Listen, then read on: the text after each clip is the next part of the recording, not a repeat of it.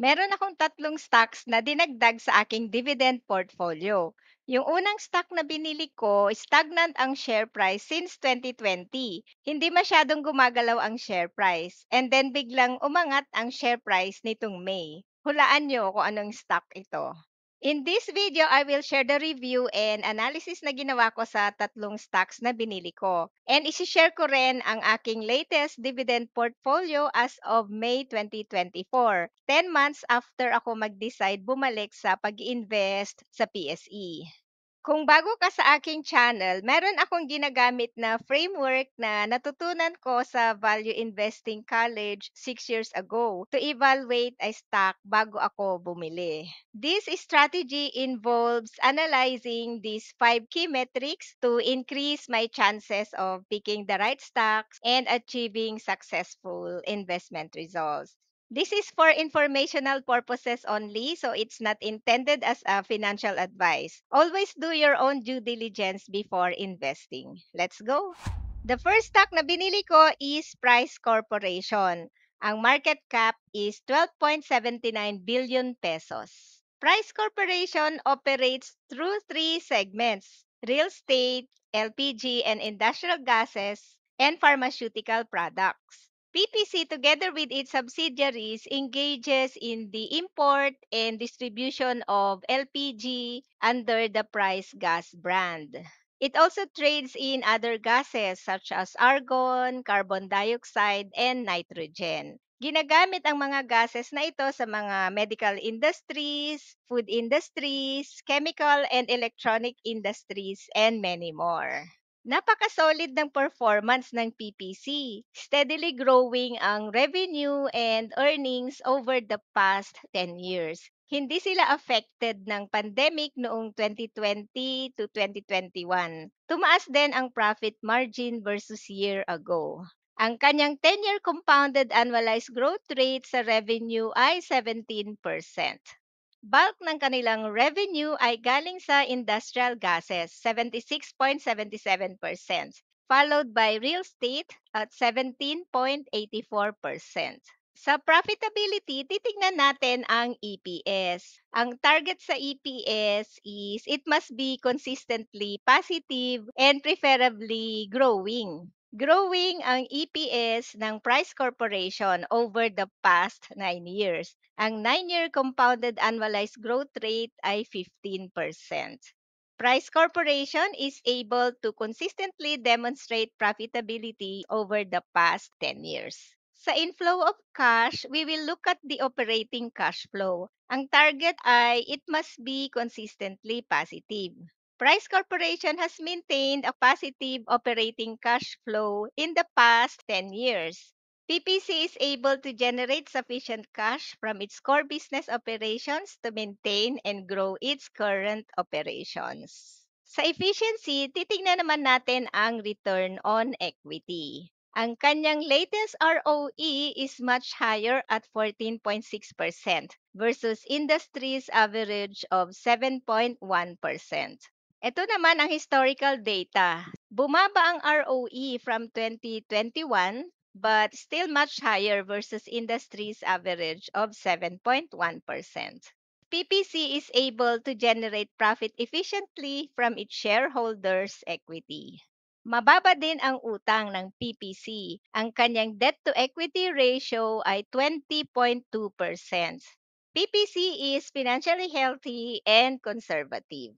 7 years pa lang nagbibigay ng dividend ang PPC. Consistent na nagbigay ng dividends ang PPC to its shareholders. Nag-increase din ang dividend payments nila. Twice a year nagbibigay ng dividend based dito sa kanyang dividend history. Take note na hindi fixed ang payment schedule ha, kasi pwedeng mag-iba-iba ito depende sa company. Mababa lang ang payout ratio at 32% from its earnings. Yung dividend yield na 5.8% is well covered by its earnings. Pero yung payout ng PPC from its cash flow ay mataas na, but it's still below 100%, so okay pa siya.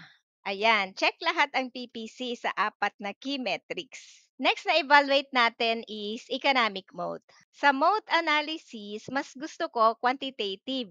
Ginagamit ko dito yung natutunan ko sa rule number 1 na investing book ni Phil Town. Para malaman kung merong competitive moat ang isang company, merong big 5 numbers na i-analyze. If a company has a competitive moat, it will be reflected in the big 5 numbers.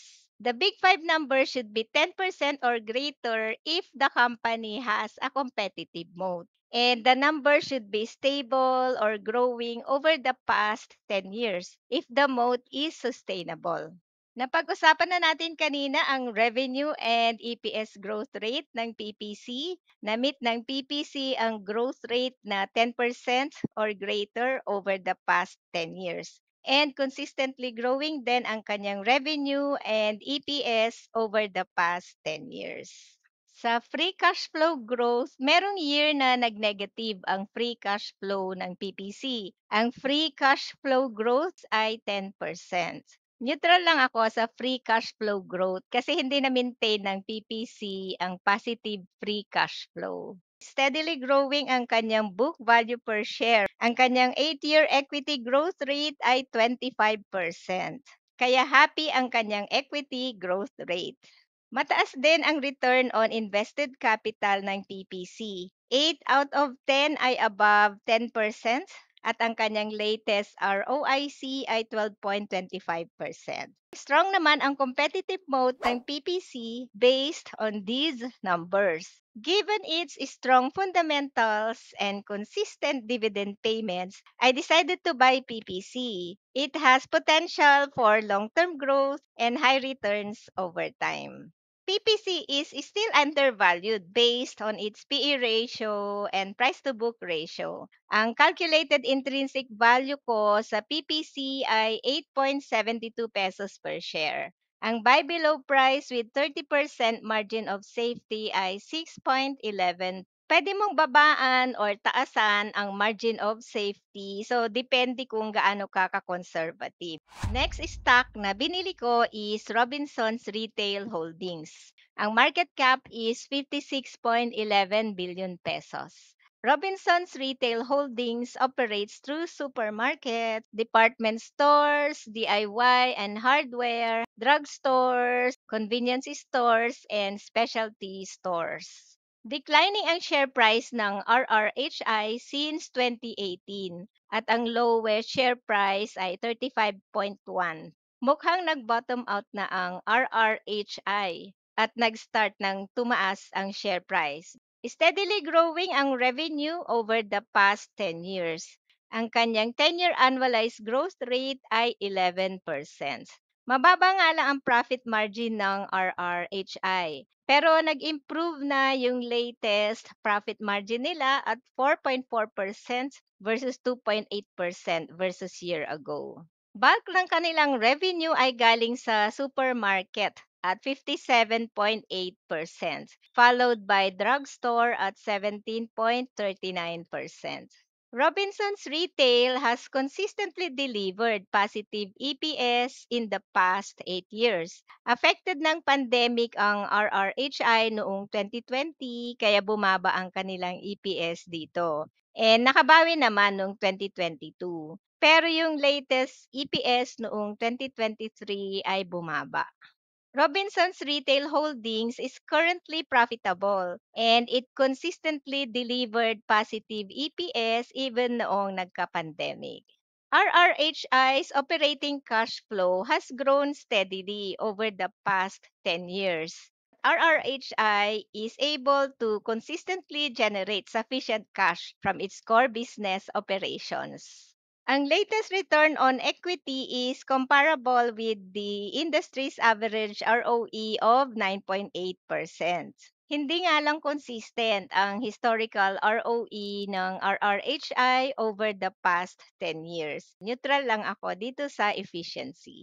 Mababa din ang utang ng RRHI. 9% lang ang kanyang DE ratio. RRHI is financially healthy. RRHI is conservative. Sa dividend history, stable ang dividend payment ng RRHI. Nag-grow din ang kanilang dividend payments. Once a year ang dividend payment ng RRHI based dito sa kanilang dividend history.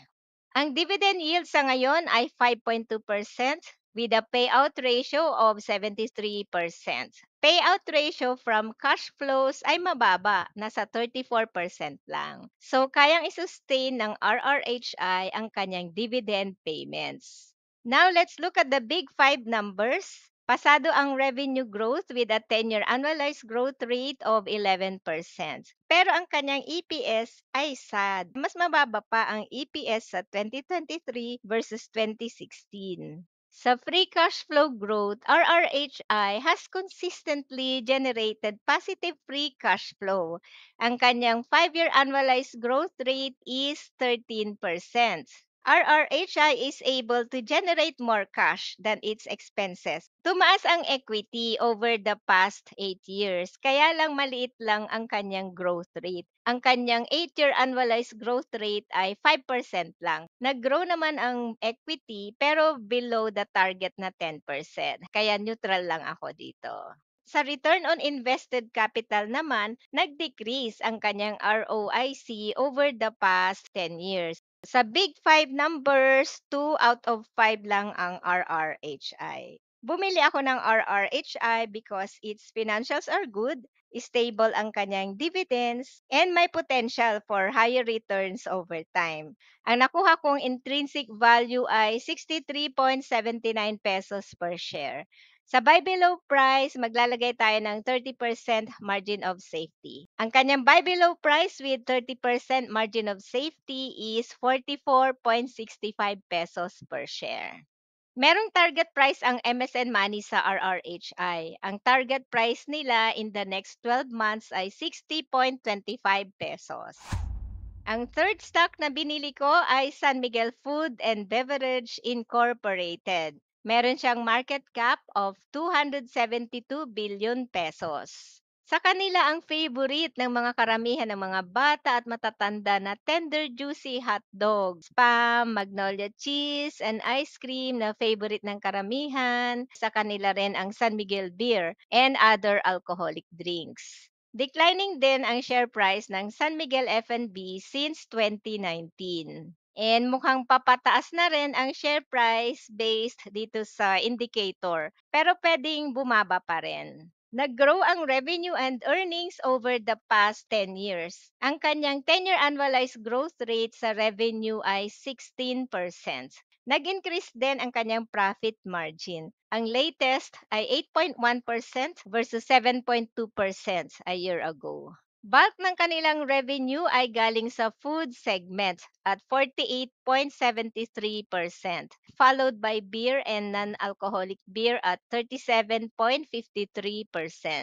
Affected din ng pandemic ang San Miguel Food and Beverage pero nakarecover naman agad noong 2021. Nag-grow ang EPS, hindi nga lang ganun kalaki ang growth. Nasa 4% lang ang 8-year annualized growth rate. San Miguel Food and Beverage is currently profitable. Operating cash flow is consistently positive and steadily growing over the past 10 years. San Miguel F&B is able to generate sufficient cash from its core business operations to maintain and grow its business. Mataas ang return on equity ng FB, nasa 22%, which is much higher versus industry's average of 8%. Ito ang kanyang historical data, above 10% lahat except lang noong 2014. FB is highly efficient in generating profits from its equity. Ang kanyang DA ratio is 57.4% at mataas din ang kanyang interest coverage ratio. San Miguel Food and Beverage is financially healthy. Sa dividend history, stable ang dividend payments ng FB and nag-increase din ang kanyang dividend payments. Quarterly ang kanyang dividend payment based on its dividend history. Ang kanyang dividend yield na 6.3% ay well covered ng kanyang earnings and cash flow. Ang 10-year annualized growth rate sa revenue ay 16%, pero ang kanyang EPS growth rate is below the target at 4%. Very good ang free cash flow ng San Miguel FNB. 5-year annualized growth rate is 10%. Kaya happy ang free cash flow. Nag-grow din ang equity, kaya lang maliit lang ang growth rate. Nasa 6% lang ang kanyang annualized growth rate. Steadily growing naman ang kanyang equity, kaya lang maliit lang ang growth rate. Kaya neutral lang ako dito. Consistent na mataas naman ang kanyang return on invested capital. And then meron ding 2 years na below 10%, pero okay pa rin ako diyan. 3 out of 5 sa big 5 numbers. Merong moat ang San Miguel FNB pero hindi rin gano'n ka-strong. Ang calculated intrinsic value ko sa San Miguel FNB ay 72.73 pesos per share. So buy below price with 30% margin of safety is 50.91. Meron ding target price ang MSN Money. Target price in the next 12 months ay 72.4 pesos. Ito na ang aking latest dividend portfolio as of May 2024. Meron na akong total of 22 holdings. Ang top 8 holdings ko are AREIT, followed by SCC, LTG, Meralco, CREIT, RCR, DMC, and Globe.